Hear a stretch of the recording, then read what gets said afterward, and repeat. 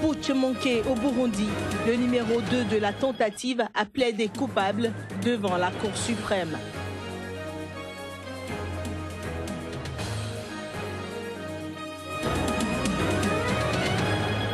Dossier migrant dans ce journal. De nouveaux obstacles dressés sur la route en Suède.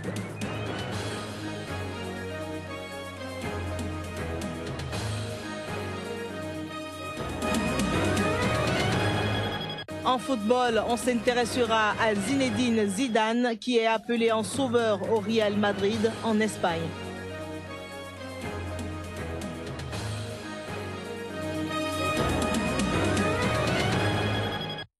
Mesdames et messieurs, bonsoir et bienvenue dans cette nouvelle section d'information sur Osika. En Zambie, les prochaines élections présidentielles et législatives auront lieu le 11 août 2016. Le président Edgar Lungu en a fait l'annonce ce mardi tout en signant un amendement constitutionnel qui modifie aussi le mode de scrutin de la présidentielle. Les élections générales seront quant à elles organisées tous les 5 ans, le deuxième jeudi du mois d'août. Et auparavant, donc, elles se tenaient donc tous les 5 ans, mais à une date non fixée par la Constitution. Toujours selon l'amendement, un candidat doit désormais recueillir la majorité absolue des suffrages et non plus la majorité simple pour être élu. Autre changement important dans l'amendement, tout candidat à la présidentielle se présentera avec un numéro 2 qui, en cas de victoire, occupera le poste de vice-président. Edgar Lungu, qui compte se représenter, a été élu chef de l'État le 20 janvier 2015 à la suite du décès du président Michael Sata en octobre 2014. De la Zambie, rendons-nous à présent en République centrafricaine pour dire que le gouvernement a affirmé ce mardi même qu'il n'était pas question d'arrêter le processus électoral. Et ceci en réponse à une vingtaine de candidats qui ont exigé son arrêt et dénoncé une mascarade à propos de la présidentielle du 30 décembre. Plusieurs membres du gouvernement ont réagi à cette sortie, à commencer par le Premier ministre Mahamat Kamoun, qui a exhorté tous les candidats à respecter leur engagement dans l'intérêt supérieur de la nation, rappelant qu'ils avaient signé le code de bonne conduite qui les astreint à certaines obligations de réserve. Les autorités de la transition et l'Union européenne, l'Union africaine, la CEEAC, Communauté économique des États d'Afrique centrale, la France, les États-Unis, la Chine ont déployé des efforts considérables pour que ces élections soient libres, démocratiques et crédibles, a ajouté le chef du gouvernement centrafricain depuis la primature à Bangui. Il a appelé les Centrafricains au calme, à la retenue, à la vigilance et à ne pas céder à la manipulation. Il n'est pas question de stopper le processus électoral qui est lancé, a de son côté asséné peu auparavant le ministre de l'administration du territoire, Modibo Bachir Walidou, lors d'une conférence de presse. Lundi, une déclaration commune signée par une vingtaine de candidats, soit 2/3 des candidats au premier tour de la présidentielle, a exigé l'arrêt des opérations électorales, dénonçant une mascarade après la publication des résultats partiels, donnant une avance confortable à un outsider, Faustin Archange Touadéra, proche de l'ex-président François Bozizé. Mais mardi, une certaine confusion régnait dans leur rang. Certains des candidats cités parmi les signataires ont démenti toute implication, quand d'autres ont fait machine arrière. Portant sur environ 25% des votants, soit 557 747 voix, les résultats du premier tour de la présidentielle du 30 décembre confirmaient que le candidat indépendant, Faustin Archange Touadéra, faisait la course en tête devant plusieurs favoris, selon l'autorité nationale des élections. La France a appelé mardi tous les acteurs politiques centrafricains à faire preuve de responsabilité. Les contestations éventuelles doivent se faire selon les mécanismes prévus par le Code électoral, a déclaré le porte-parole du ministère des Affaires étrangères, Romain Nadal. Le Niger est en train de gagner la guerre contre le groupe islamiste nigérien Boko Haram. La déclaration a été faite ce mardi par le chef des armées nigériennes, le général Seini Garba. Le général Garba n'a toutefois pas précisé la nature des résultats obtenus contre les insurgés nigériens. Eh bien, le groupe islamique mène depuis février 2015, il faut le rappeler, des raids meurtriers dans la zone frontalière du sud-est du pays. Les attaques les plus meurtrières sont concentrées le long de la Komadougou-Yobe, frontière naturelle entre le Niger et le Nigeria, qui abrite une multitude de villages selon l'ONU. Entre le 6 février et le 18 décembre 2015, l'ONU a répertorié 74 attaques de Boko Haram. Nous passons à présent au Burundi pour reparler de ce putsch. Au Burundi, donc, le numéro 2 de la tentative de coup d'État militaire a plaidé coupable lundi devant la Cour suprême. Cette dernière juge 28 policiers et militaires impliqués dans le putsch manqué. Pour rappel, il fut perpétré les 13 et 14 mai 2015. Suivez. C'est devant la Cour suprême burundaise que le général Cyril Ndayirukiye a plaidé coupable. L'homme est considéré comme le numéro 2 de la tentative du putsch manqué les 13 et 14 mai au Burundi. Il a été entendu pour la première fois ce lundi. Outre le général Cyril Ndayirukiye, 2 autres généraux de l'armée et 2 commissaires de police ont eux aussi plaidé coupables lundi. Pour leur défense, les 5 accusés ont déclaré qu'à travers ce coup d'État, ils voulaient faire respecter l'accord de paix d'Arusha et la constitution du Burundi qu'ils estiment violée par Nkurunziza. Pour mémoire, le 13 mai 2014, après 2 semaines de manifestations violemment réprimées contre la candidature du président Pierre Nkurunziza à un 3e mandat controversé, le général Godefroy Niyombare, ancien patron des services de renseignement, avait annoncé la destitution du chef de l'État. Ce dernier était en déplacement à l'étranger. Mais le coup s'était soldé le lendemain par un échec.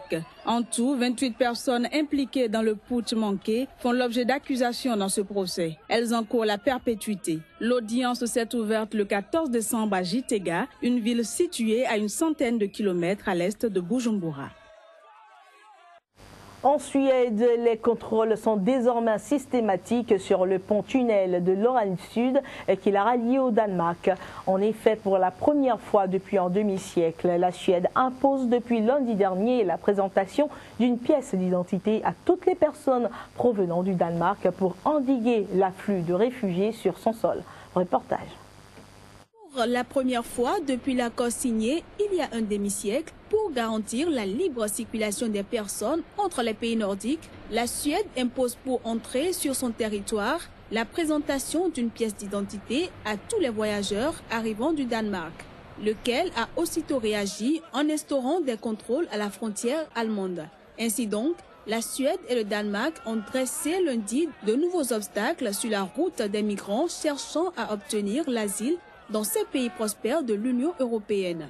Ce faisant, ils s'attirent les critiques de l'Allemagne pour qui Schengen est en danger. Pour l'Allemagne, qui a accueilli plus d'1 million de migrants en 2015, la libre circulation est un bien précieux au sein de l'Union européenne. Lundi matin, la situation était très calme et les passages rapides aux 34 points de contrôle installés sur les quais, malgré l'irritation des personnes qui font la navette quotidiennement entre Copenhague et la 3e ville suédoise, Malmö, pour étudier ou travailler. Notons que la Suède a reçu 163 000 demandes d'asile l'an dernier, soit la plus grande proportion par habitant de toute l'Union européenne, et le Danemark n'en a reçu que quelques 18 000. La police espagnole a annoncé ce mardi la saisie de 3 tonnes de cocaïne colombienne dans le nord-est de l'Espagne. Aussi a-t-elle interpellé 12 trafiquants présumés de nationalité britannique, néerlandaise et espagnole. Selon la police, les 3 tonnes de cocaïne devaient être achetées par un important groupe de trafiquants britanniques basé sur la Costa del Sol, dans le sud de l'Espagne. Au cours de la seule année 2015, il faut dire que la police a saisi près de 23 tonnes de cocaïne en Espagne, en augmentation de 43% d'après le directeur général de la police nationale. Cette fois, l'opération a été menée simultanément dans 2 régions le 14 décembre en collaboration avec les agences américaines et britanniques de lutte contre le trafic de drogue.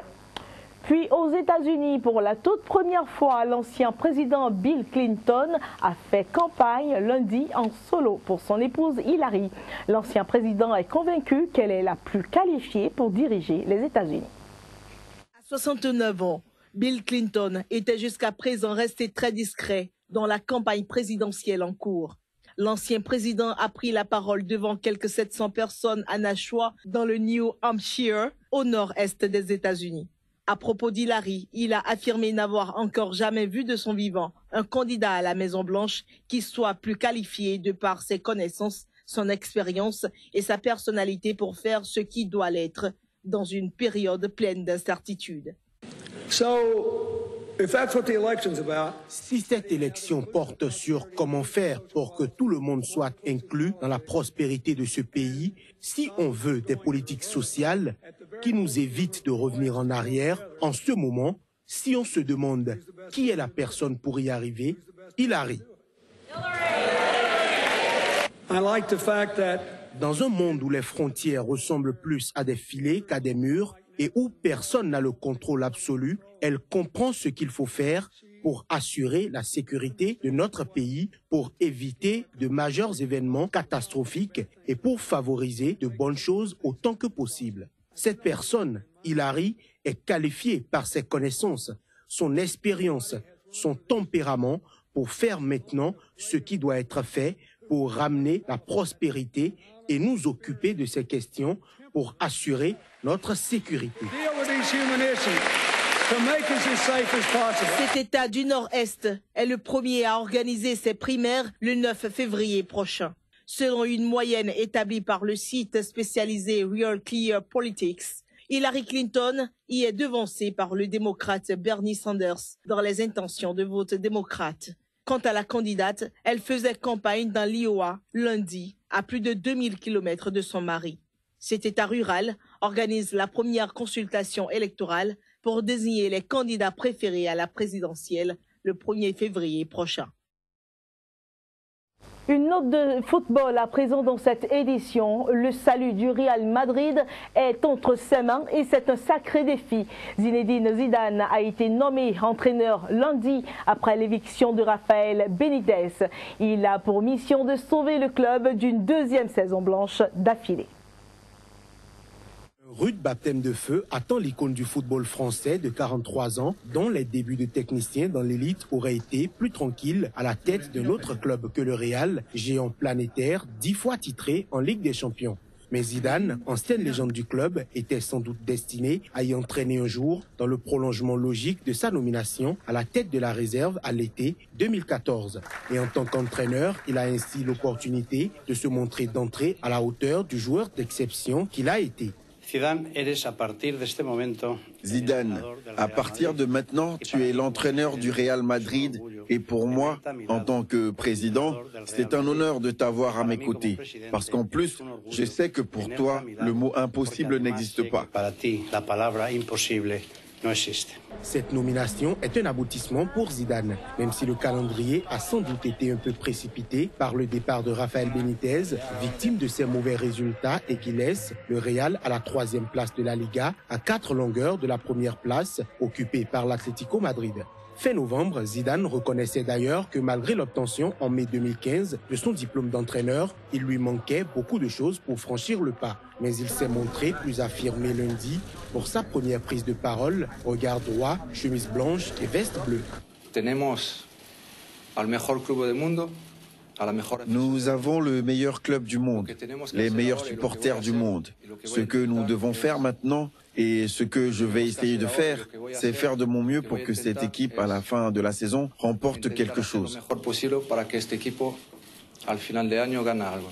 Le Français va devoir s'adapter très vite à l'élite avec un premier match samedi contre le Deportivo La Corogne en Liga. Sa priorité devrait néanmoins être la Ligue des Champions où le Real affrontera l'AS Rome en 8e de finale les 18 février et 8 mars. Et c'est sur ces belles images que nous mettons un terme à cette édition qu'avec